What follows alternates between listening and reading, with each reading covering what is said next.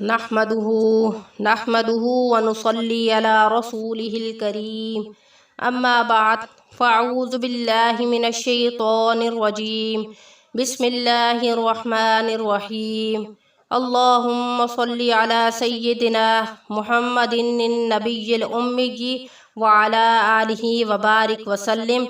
شروع اللہ کے نام سے جو بڑا مہربان اور نہایت رحم کرنے والا ہے۔ بیس قرآنی وظائف کی طرف سے ہمارے تمام بہن بھائیوں کو السلام علیکم ورحمۃ اللہ وبرکاتہ۔ امید کرتے ہیں کہ آپ سب خیریت سے ہوں گے۔ تو آج کا جو وظیفہ ہے وہ سخت بیماری سے شفا کے لیے اور سخت سے سخت پریشانی سے نجات کے لیے وظیفہ ہے۔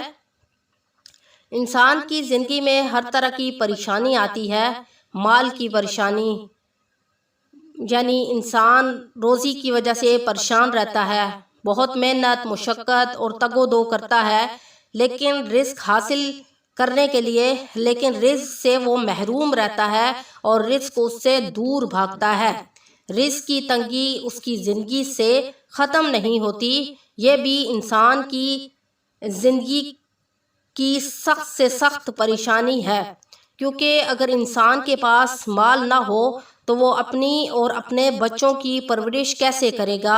ساری آسائشیں تو پیسے سے ہی حاصل ہوتی ہیں، اور بعض اوقات انسان کی زندگی میں مشکل سے مشکل حالات آ جاتے ہیں یا ایسی پریشانی آ جاتی ہے جس سے نکلنا مشکل نہیں بلکہ ناممکن ہو جاتا ہے، اور بعض اوقات انسان کو ایسی بیماری لاحق ہو جاتی ہے جس کا علاج بھی ناممکن ہوتا ہے، اور اگر علاج ممکن بھی ہو تو اس کے پاس اتنے پیسے نہیں ہوتے کہ وہ اپنا یا اس کے گھر میں کوئی بھی فرد بیمار ہے اس کا علاج کروا سکے۔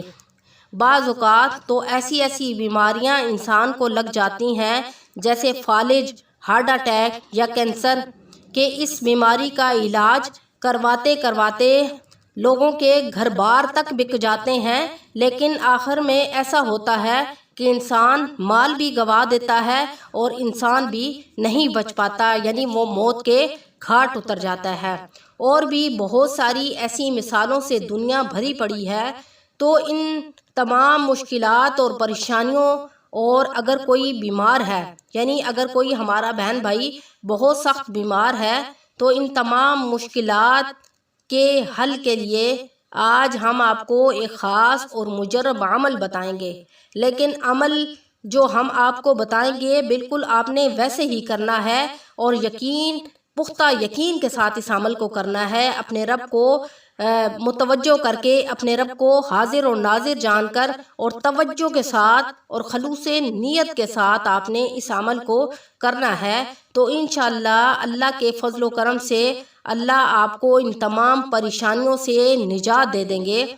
اور اگر ہمارے بہن بھائیوں پر زندگی میں کبھی بھی کوئی مصیبت اور پریشانی آ جائے تو فوراً اس عمل کو کرنا شروع کر دیں، تو انشاءاللہ اللہ غیب سے مدد فرمائیں گے اور مسئلہ فوری حل ہو جائے گا۔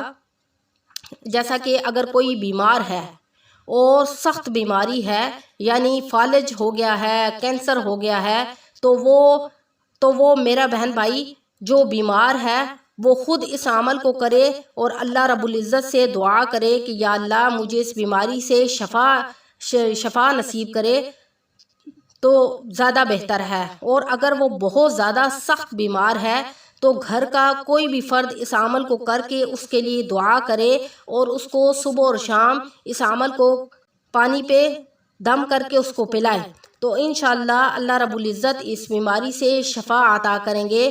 اور اگر سخت پریشانی ہے، گھر میں کوئی ایسی پریشانی آ گئی ہے، اچانک ایسی کوئی پریشانی آ گئی ہے، تو اس کے لیے بھی دعا کریں۔ تو وظیفہ آپ نے کیا کرنا ہے کہ آپ کسی بھی وقت اس عمل کو کر سکتے ہیں، بہت ہی آسان اور مجرب عمل ہے۔ عمل یہ ہے کہ یا اللہ یا رحیم یا ارحم الراحمین، یا اللہ یا رحیم، یا اللہ اے اللہ، یا رحیم اے رحم کرنے والے، یا ارحم الراحمین اے بڑے رحم کرنے والے، ٹھیک ہے، آپ نے اس عمل کو صبح اور شام روزانہ کرنا ہے۔ یعنی اگر کوئی مریض ہے تو اس کو پانی پر دم کر کے پلائیں بھی، اور اس کے لیے خاص دعا کریں اور کہ اللہ رب العزت اس کو اس بیماری سے شفا عطا کریں۔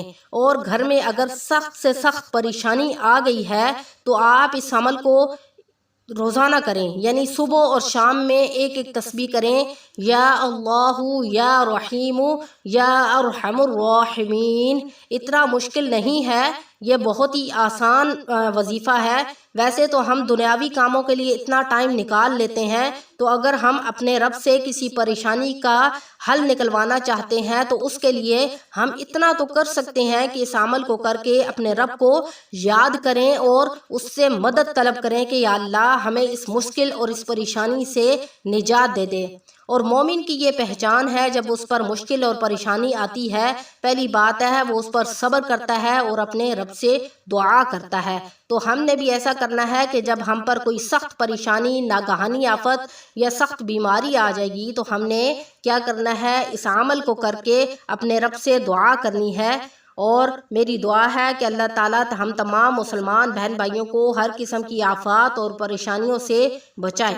تو کیا ہے، آپ نے وظیفہ کس طرح کرنا ہے، یا اللہ یا رحیم یا ارحم الراحمین۔ اور جب آپ وظیفہ شروع کریں گے تو اول اور آخر جو ہے 11 مرتبہ آپ نے درود ابراہیمی بھی پڑھنا ہے، ٹھیک ہے۔ آپ نے وظیفہ کامل یقین کے ساتھ کرنا ہے اور صبح اور شام ایک تسبیح اس وظیفے کی کرنی ہے۔